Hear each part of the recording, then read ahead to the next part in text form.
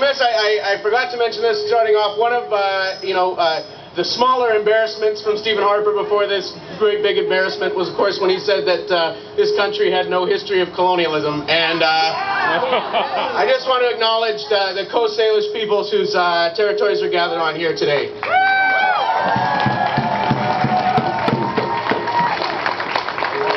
Okay. Oh, closer. Okay.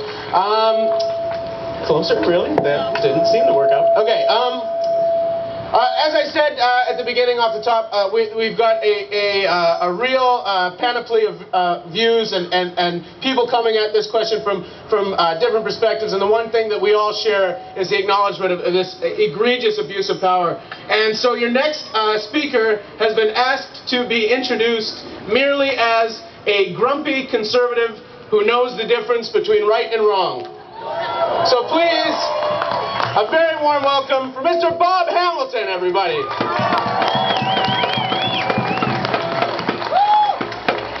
Good afternoon, and thank you all for coming. It's amazing when we offer some free pierogies what we can get here. When Mr. Harper decided to slip the shutdown of Parliament through during the Christmas holidays, I guess he figured that a lot of Canadians would not notice and would not care. Well, guess what, Mr. Harper? Hundreds of thousands of Canadians did notice and did care.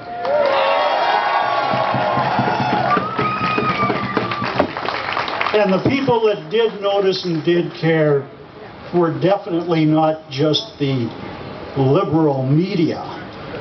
Hundreds of thousands of Canadians from all walks of life, from all ends of the political spectrum, including grumpy old conservatives like myself, do care, Mr. Harper.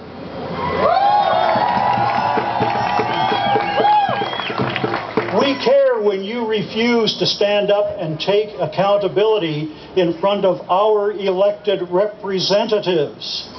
We care when you choose to run and hide instead of facing public scrutiny. We care when 35 pieces of legislation touching on a number of important issues like product safety, child pornography, government ethics, human trafficking, online predators, and white-collar crime are simply killed. Simply killed.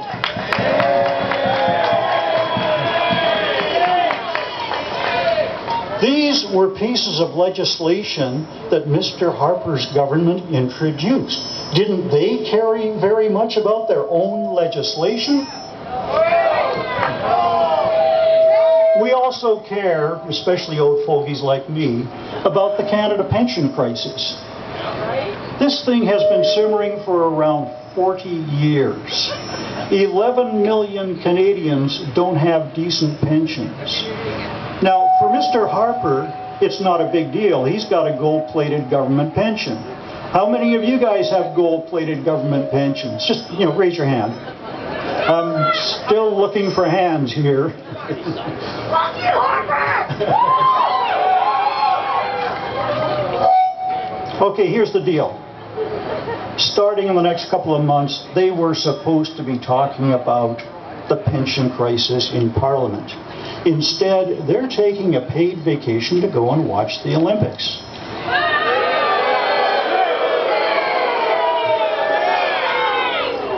Can I have another show of hands? How many of you are getting 5 weeks of paid vacation to go and watch the Olympics? Just raise your hand, please. I'm still looking for hands here. Okay, let's take a look at some of the excuses that Mr. Harper has given for shutting down Parliament. Quite a few interesting ones. Let's start with the partisan one. Chrétien did it too, right? Okay, here's the deal. He's right. Chrétien did do it. He did it 4 times. And in my own personal opinion, being a conservative, I think Chrétien was wrong on at least one of those counts. So Chrétien was wrong then, Harper is wrong now, and as our parents taught us, 2 wrongs do not make a right.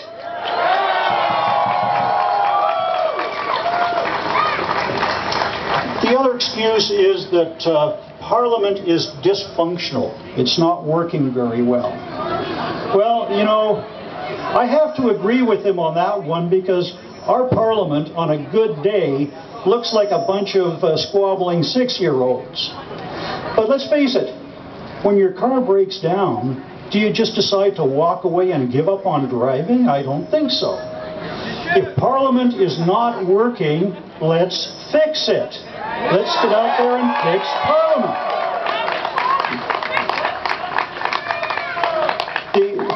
Another excuse is that he needs time off to work on the Economic Action Plan.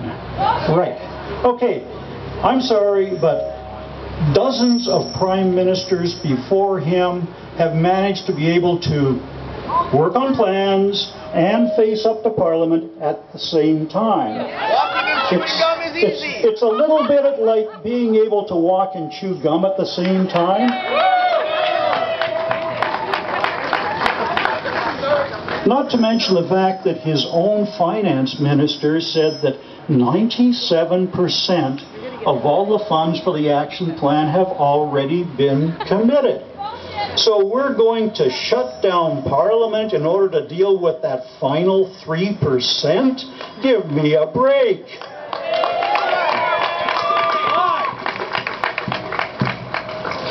You know, I really hate this excuse that it's okay to prorogue Parliament because, you know, everybody else did it. Everybody else is doing it. Now, when I was a teenager, and that's a long time ago, I used to use that excuse too. You know, Mom and Dad, everybody else is doing it, why can't I? Well, my parents didn't buy it back then, and the people of Canada are not buying it today.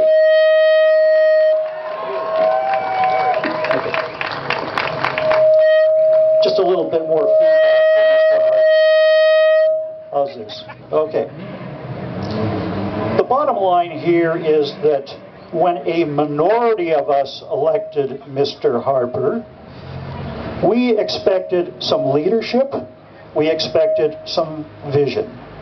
We did not elect him so that he could play political games, use sleazy tactics, use one-upsmanship against the other parties. That is not what we elected him for. The Canadian people expect better. The Canadian people deserve better. And we demand better.